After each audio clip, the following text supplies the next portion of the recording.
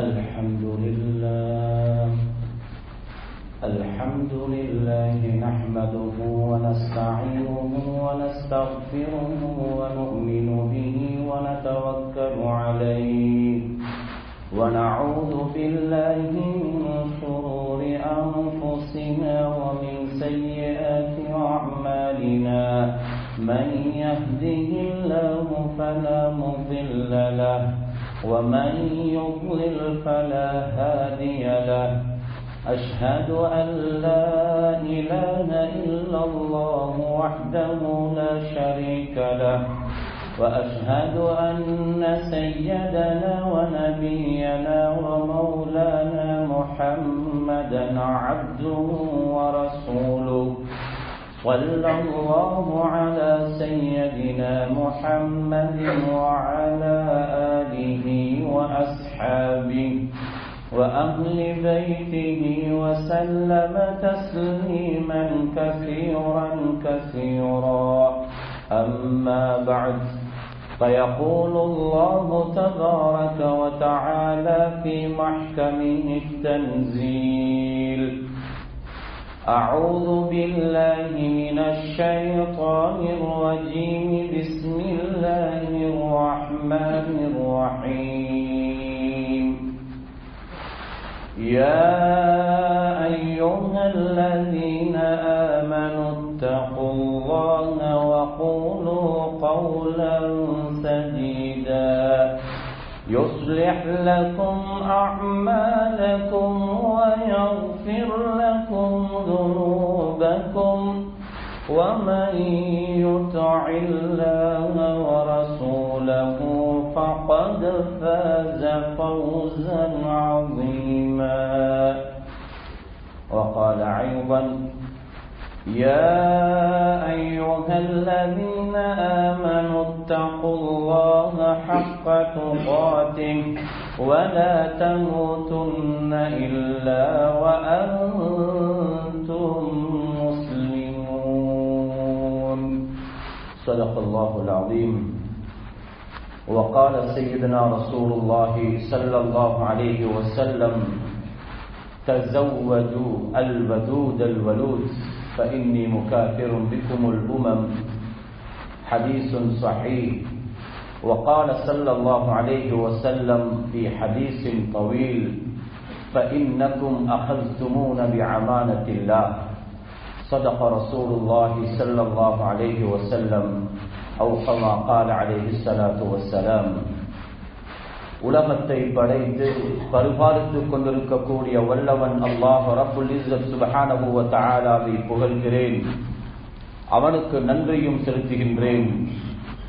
இந்த உலகத்திற்கு அனுப்பப்பட்ட நபிமார்கள், சஹாபாக்கள், தாபிஊன்கள், தபஉ தாபிஈன்கள், தலைவர்மார்கள், தீர்க்கதர்சிகள் அனைவர்களுக்கும் தலைவராக கடைசியாக இவ்வையகத்திற்கு வருகை தந்த எங்கள் உயிரிலும் இனிய முஹம்மதுர் ரசூலுல்லாஹி ஸல்லல்லாஹு அலைஹி வஸல்லம் அன்னவர்கள் மீதும் அவர்களின் வாழ்க்கை வழிமுறைகளை உலகத்திலே யாரெல்லாம் பின்பற்றி வாழ்ந்தார்களோ அத்துணை சஹாபாக்கள், நல்லடியார்கள், நல்லவர்கள் அனைவர்கள் மீதும் அல்லாஹ் ரப்புல் இஸ்ஸத் சுப்ஹானஹு வ தஆலா காலமெல்லாம் ஸலவாத்தும் ஸலாமும் சொல்லி அருள்வானாக.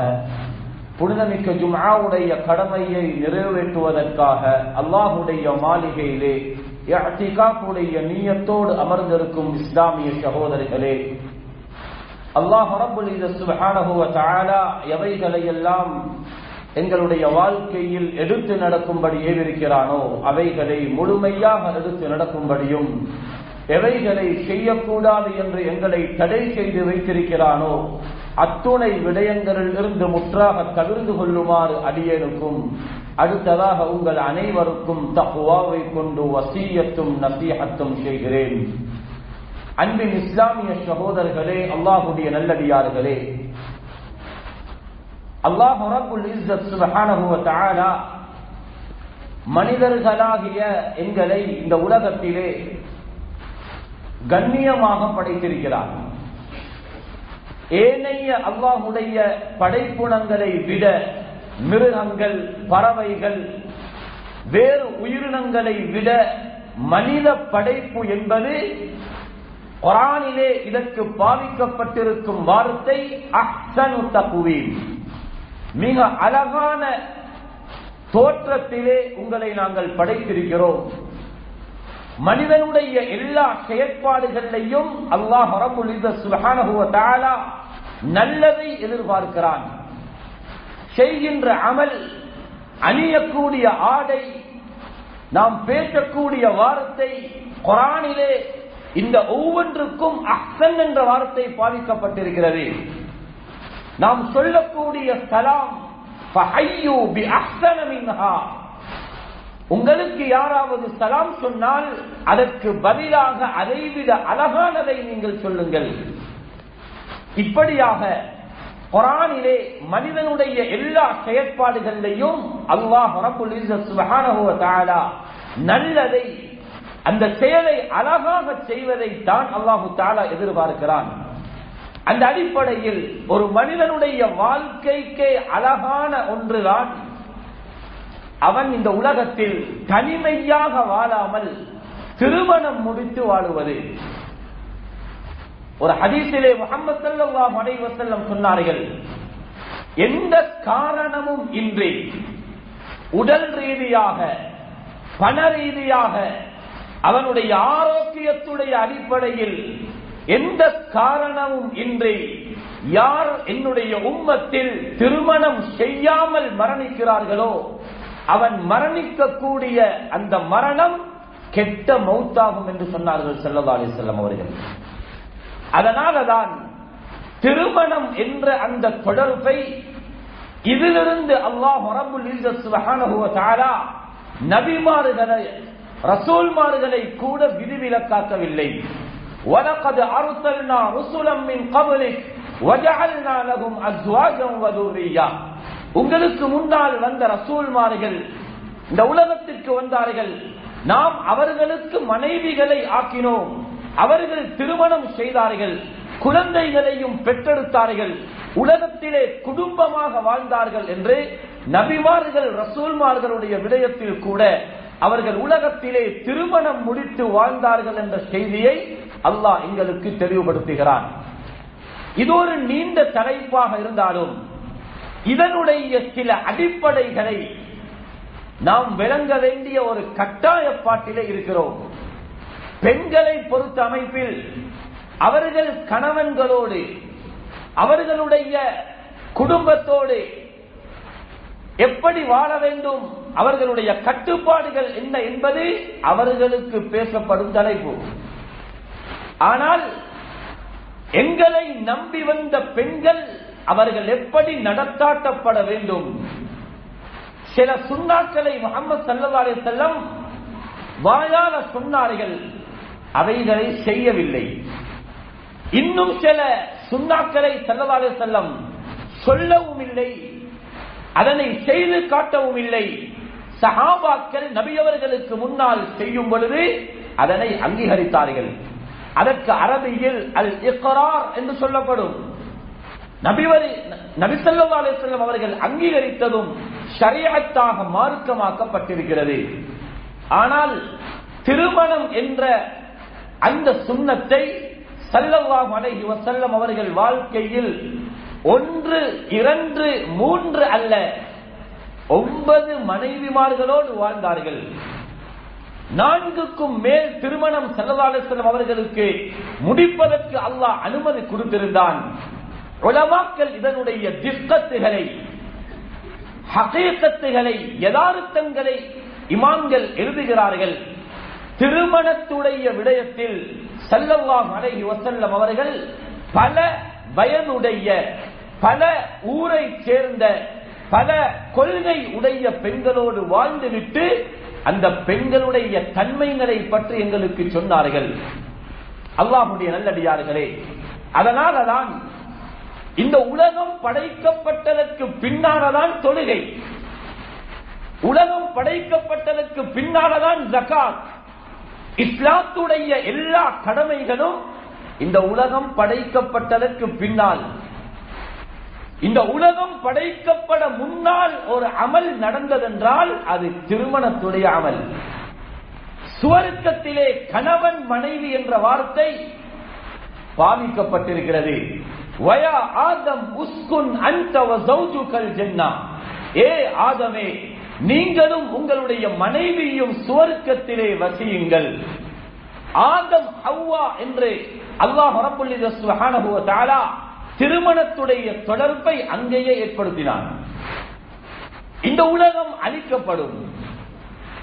இந்த உலகம் அழிக்கப்பட்டதற்கு பின்னால் தொழுகை கிடையாது, ஜகாத் கிடையாது, கபரிலே எந்த அமலும் இல்லை, மறுமை நாளில் எந்த அமலும் செய்யப்பட வேண்டிய தேவையில்லை.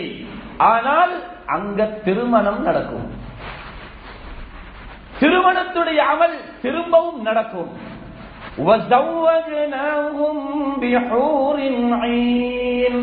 நாங்கள் சுவர்க்கவாதிகளுக்கு ஹூருல் ஐன்களை, சுவர்க்கத்து கன்னிகளை திருமணம் செய்து வைப்போம். உலமாக்கள் சொல்லுகிறார்கள், சுவர்க்கத்தில் இருந்து வந்த அமல் திரும்ப சுவர்க்கத்திற்கு போற அமல் என்றால் அது நிக்காஹுடைய அமல் தான்.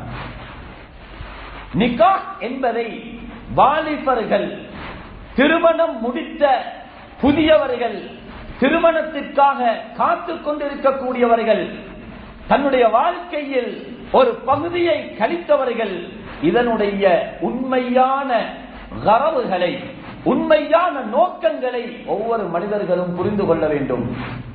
அல்லாஹ்வுடைய நல்லடியார்களே, ஒட்டுமொத்த கிதாபுகள், குர்ஆனுடைய ஆயத்துக்கள், முஹம்மது ஸல்லல்லாஹு அலைஹி வஸல்லம் அவர்களுடைய முழு ஹதீஸ்களையும் ஆராய்ச்சி செய்து உலமாக்கள் ஏன் திருமணம், திருமணத்துடைய நோக்கம் என்ன, திருமணம் ஏன் முடிக்கிறோம் என்பதை 5 விடயங்களில் சுருக்கி தந்திருக்கிறார்கள். இந்த 5 விடயமும் தான் முழு கிதாபுடைய சுருக்கமும், முழு குர்ஆனுடைய சுருக்கமும், முழு ஹதீஸுடைய சுருக்கமும் இந்த 5 விடயம் தான். திருமணத்தின் மூலம் ஏற்படுகின்ற லாபங்கள் என்ன, ஏன் திருமணம் முடிக்கிறோம். சிலர் திருமணம் முடிக்கிறார்கள், கிரவுண்டில் விளையாடுவது போன்று நினைக்கிறார்கள். ஒரு தொப்பியை சாப்பிட்டு அதனை விழுங்குவது போன்று நினைக்கிறார்கள். திருமண வாழ்க்கையில் விளையாடுகிறார்கள். அதனால் மேல் மாகாணமும் ஒரு மாகாணம் தான். அதிகமான தலாக்குகள் நடைபெறுவது எந்த ஊரில், எந்த மாகாணத்தில் என்ற ஒரு கணிப்பீடு செய்யப்பட்டிருக்கிறது. அதிலே மேல் மாகாணம் அதிகமான தலாக். 18 வயதில் திருமணம் முடித்து வாழ்ந்து தலாக்கில் நிற்கிறார்கள்.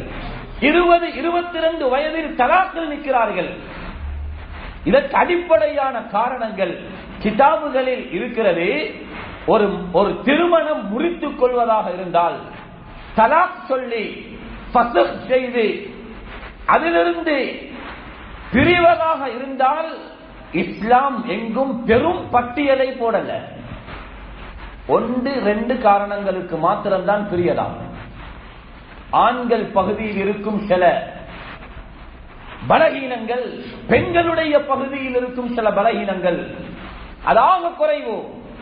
ஆனால் சமூகத்தில் அந்த காரணங்களுக்காகவா பெண்கள் தலாக் சொல்லப்படுகிறார்கள் என்றால் இல்லை, ஆண்கள் தலாக் சொல்கிறார்கள் என்றால் இல்லை. அடிப்படை காரணம் எல்லோருடைய ஏகோபித்த முடிவு, ஒவ்வொரு மாணவர்களும், ஒவ்வொரு ஆண்களும் பெண்களும் அந்தந்த காலத்துடைய கல்வியை கற்க வேண்டும் என்பதில் எந்த பெற்றோர்களிடத்திலையும் மாற்று கருத்தில்லை. யாராவது சொல்வார்களா? இல்லை. இந்த காலத்தில் 2024 வரப்போகுது. இந்த ஆண்டுக்கான கல்வி தகமை எங்களுடைய மாணவர்களிடத்திலே இருக்க வேண்டும் என்று எதிர்பார்க்கிறோமா இல்லையா? எதிர்பார்க்கிறோம். ஆனால் நாளைக்கு பொன்னாக போறா, நாளைக்கு வேறு யாரோ ஒரு வீட்டுடைய அந்த சூழலில் வாழ போறாள், பழகாத ஒரு ஆணுடன் தன்னுடைய வாழ்க்கையை கழிக்க போறாள். அது சம்பந்தமான அறிவு சமூகத்தில் கொடுக்கப்படுவதில்லை. கணவனுடைய பொறுப்புகள் என்ன, கணவனோடு எப்படி நடந்து கொள்ள வேண்டும், இப்ப லேட்டஸ்டாக போயிட்டு இருக்குது கணவனுடைய பேரை சொல்லி கூப்பிடுவது. கிதாப் எடுத்து பாருங்க, முஹம்மது ஸல்லல்லாஹு அலைஹி வஸல்லம் அவர்கள் எவ்வளவு கண்டித்தார்கள். கணவனுடைய பேரோடு தன்னுடைய மனைவி பேரை எழுதுகிறாள். இது ஷரியத்துக்கு முரணானது. கணவனுடைய பேரை சொல்லி அழைக்கிறாள். ஷரியத்திலே இதற்கு இடம்பாடு இல்லை. திருமணத்துடைய வாழ்க்கையை பற்றி எந்த அறிவும் இல்லை. மாமா எந்த ஸ்தானத்தில் பார்க்கப்பட வேண்டும், மாமி எந்த ஸ்தானத்தில் பார்க்கப்பட வேண்டும், கணவனுக்கும் சகோதரனுக்கும் மத்தியில் இருக்கும் வித்தியாசம் என்ன? கணவனும் கணவன் தான், கணவனுடைய கூட்டாளியும் கணவன் தான். இது சம்பந்தமான அறிவு யுவதிகளுக்கு கொடுக்கப்படுவதில்லை. மக்கள் நினைக்கிறார்கள், பெற்றோர்கள் நினைக்கிறார்கள், என்னுடைய குழந்தையை திருமணம் செய்து கொடுப்பதற்கு அளவுகோல் அவருக்கு பல வகையான உணவு செய்ய தெரிஞ்சிருக்கணும், அல்லது கேக் போன்ற சுவையான உணவுகள் செய்ய தெரிந்திருந்தால் இப்ப என்னுடைய மகளை திருமணம் முடித்து கொடுக்கலாம் என்று நினைக்கிறார்கள். ஷரியத்துடைய பெரியோரு பகுதி இருக்கிறது. தலாக்குக்கு அடிப்படை காரணம் இது. ஒவ்வொரு நிக்காஹுடைய வைபவங்களிலும் தலாக்கை பற்றி பேச சொல்றார்கள். ஒரு நிக்காஹில் பேசப்படும் பொழுது சில சகோதரர்கள் முணுமுணுத்தார்கள். இப்பொழுதுதான் வாழ ஆரம்பிக்கிறார்கள். தலாக்கை பற்றி பேசுவதா நிக்காஹுடைய மஜ்லிஸில்? அல்லாஹ்வுடைய நல்லடியார்களே, அல் குர்ஆனிலே சூரத்துன் நிசா, பெண்கள் என்று ஒரு சூறாவையே அல்லாஹ் இறக்கியிருக்கிறான். அந்த சூறாவில் பெண்களை பற்றி பேசுகிறான். சூரத்துன் நூர், பெண்கள் படிக்க வேண்டிய, கற்க வேண்டிய, தர்ஜுமாக்களை பார்க்க வேண்டிய சூரத்துன் நூர், அதிலே பெண்களை பற்றி பேசுகிறான். சூரத்துல் பக்ரா, இந்த சூரத்துல் பக்ராவுக்கு உலமாக்கள் சொல்கிறார்கள், இதற்கு இன்னும் ஒரு பேர் இருக்குது, சூரத்து தலாக். சூரத்து தலாக் என்ற ஒரு சூரா வேறையாக இருக்கிறது. ஏன்? சூரத்துல் பக்ராவில் அல்லாஹ் தலாக்கை பற்றி சொல்கிறார். குர்ஆனிலே சூரத்து நிக்காஹ் என்ற ஒரு சூரா இல்லை, ஆனால் சூரத்து தலாக் என்ற ஒரு சூரா இருக்கிறது. காரணம் என்ன தெரியுமா? தலாக்கில் விளையாடுகிறார்கள். விளையாட்டுக்கு சொன்னாலும் தலாக் நிகழும். திருமணம் முடித்து மார்க்கத்துடைய சட்டங்கள் தெரியா, அடுத்த எல்லாம் தெரியும். அடுத்த எல்லாத்திலையும் சர்டிபிகேட் இருக்குது, கோர்ஸ் முடிச்சிருக்கிறார். கணவன் மனைவி எப்படி வாழணும், குழந்தையை பெற்றெடுத்தவர்கள் கூட இன்னும் அவர்களுக்குண்டான புரிந்துணர்வை சரியாக விளங்கிக் கொள்ளவில்லை. கணவனுக்கு கோபம் ஏற்பட்டு இவளை விட வேண்டும், இவளை தலாக் சொல்ல வேண்டும் என்ற நீயத்தில் அவருடைய மொபைல் போனில் SMS பண்றார், உன்னுடைய வீட்டுக்கு போய்விடு. தலாக்குன்னு சொல்லல, நீயத் தலாக்குடைய நீயத், ஆனால் வீட்டுக்கு போயிடு என்ற ஏதாவது ஒரு வார்த்தையை இவர் டெக்ஸ்ட் பண்ணி அனுப்புகிறார் என்றால், மனைவி தன்னுடைய மொபைலில் வாசித்தால் தலாக் நிகழும். இதன் ஃபுகஹாக்களுடைய கருத்து. அல்லாஹ்வுடைய நல்லடியார்களே, இது ஷரியத்தில் பெரிய ஒரு பகுதி.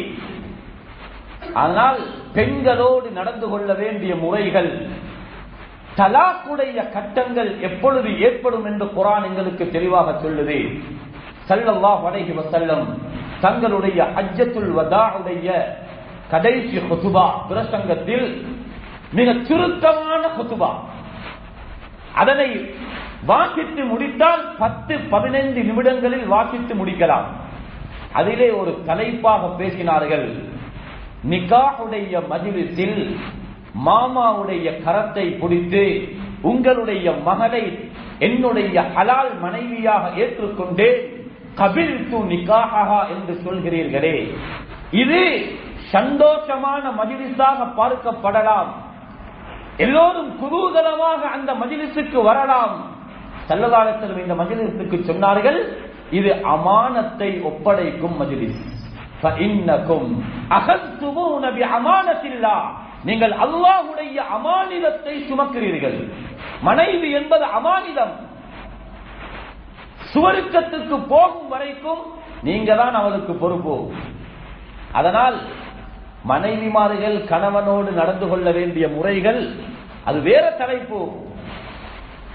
கணவன்களாக இருக்கும் கணவர்களாக இருக்கும் நாங்கள் மனைவியோடு எப்படி நடந்து கொள்ள வேண்டும்?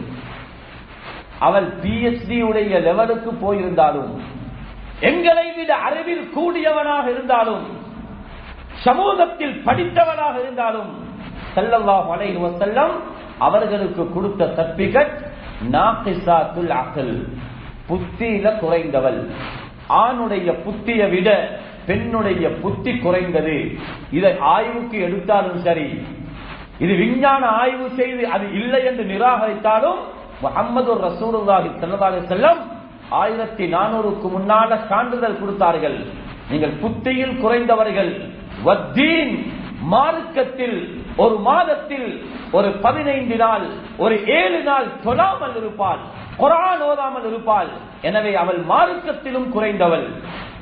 خُلِقْنَ مِنْ ضِلَعٍ, ஆணுடைய வளைந்த அந்த விலா எலும்பிலிருந்து படைக்கப்பட்டவள்.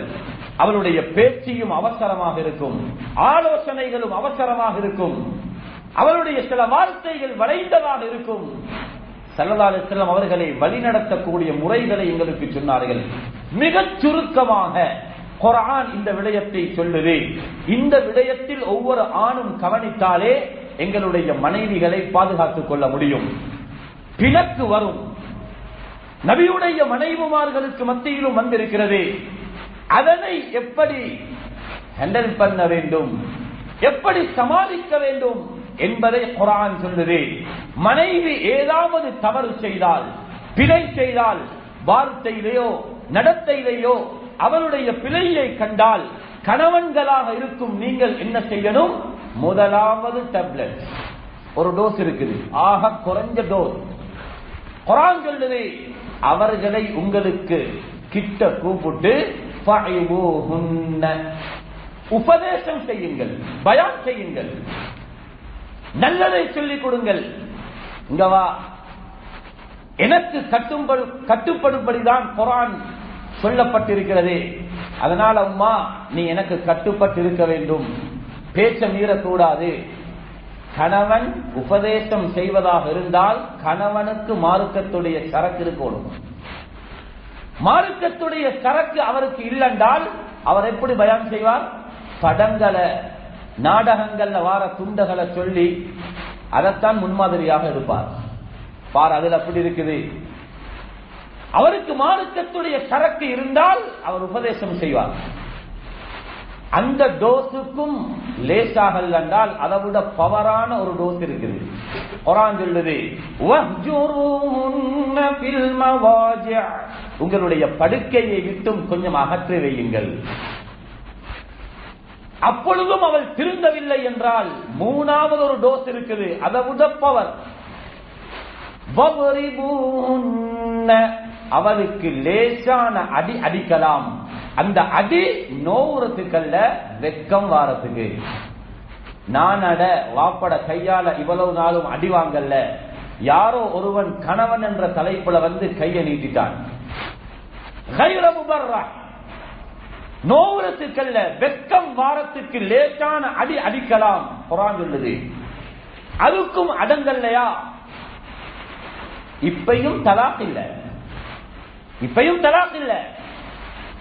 குர்ஆன் சொல்லுது, உங்களோட நிக்காஹுடைய மஜ்லிஸ்ல நாங்க தான் பொண்ணுட மாமா பாப்பா என்று அவருக்கு பொறுப்பாக வந்தாரே, அந்த மனைவியுடைய குடும்பத்தில் நீதமான, நிதானமான, நடுத்தரமாக இருந்து யோசிக்கக்கூடிய ஒருவரை அலையுங்கள். கணவனுடைய புறத்திலேயும் போதுமான ஒருவர் குடும்பத்தில் இருப்பார். முழு குடும்பத்தையும் சமாளிக்க தெரிந்த ஒருவர் ஒவ்வொரு குடும்பத்திலையும் இருப்பார். அந்த ரெண்டு பேரையும் கூப்பிடுங்க. ஹகமம் மின் அஹ்லி வ ஹகமம் மின் அஹ்லிஹா இன் யுரீதா இஸ்லாஹா. சுப்ஹானல்லாஹ். குர்ஆன் எப்படி வழிகாட்டுது என்றால் அவர்கள் எப்படி வரணும், அவங்க எப்படி வரணும் என்றால், இன்றைக்கு நான் ஒரு கை பார்க்கிறேன், உனக்கு ஒரு மாப்பிள்ளையா இருக்குது, ஒரு ஆணா இருக்குது, அவர் சொல்றார், உனக்கு ஒரு பெண்ணா இருக்குது, ஏதாவது ஒன்றை செய்வோம். இப்படி அல்ல, 2 பேருடைய நியத்தும் இருக்கணுமாம், இவர்களை எப்படியாவது இணக்கமாக்கி வைக்கணும் என்ற நியத்தோட வந்தால் அல்லாஹ் தௌஃபீகை ஏற்படுத்துவான். சையதுனா உமர் ரலியல்லாஹு அன்ஹு அவர்களுடைய காலத்தில் ஒரு வாலியை அனுப்பினாங்க, பொறுப்புதாரிய. 2 கணவன் மனைவிக்கு மத்தியில சொல்றாங்க, முஷ்கிலத்துன் கபீரா, பெரிய பிரச்சனை, யகஉ ஃபீஹி தலாக், தலாக் நிகழக்கூடிய அளவுக்கு பிரச்சனை. அனுப்பினார்கள் சமாதானப்படுத்திட்டு வரும்படி. ஹாக்கிம் போய் எவ்வளவு பேசி பார்த்தார், சமாதானமாகறாங்க இல்ல. சையதுனா உமர் இடத்துல வந்து சொன்னார்கள், அமீருல் முஃமினீன் அவர்களே, எவ்வளவு பேசி பார்த்தேன், சமாதானம் வருதில்லை, ஒன்று சேர்றாங்க இல்ல. ஹஜ்ரத் உமர் ரலியல்லாஹு அன்ஹு அவர்கள் அவரை வீட்டுக்கு முன்னால நிப்பாட்டி வைத்து வீட்டுக்கு உள்ளால போய் ஒரு சாட்டையை கொண்டு வந்து ஹாக்கிமுக்கு அடிக்கிறார். ஹாக்கிம் கேட்கிறார், ஏன் எனக்கு அடிக்கிறீங்க? சொன்னார்கள், உங்களுக்கு அடி போன்ற உள்ளத்தில் அவர்கள் சேரோணும் என்ற நியத்தில், அப்படி இருந்திருந்தால் அல்லாஹ் தௌஃபீகை ஏற்படுத்தியிருப்பான் என்று குர்ஆன் ஆயத்தை ஓதி காட்டினார்.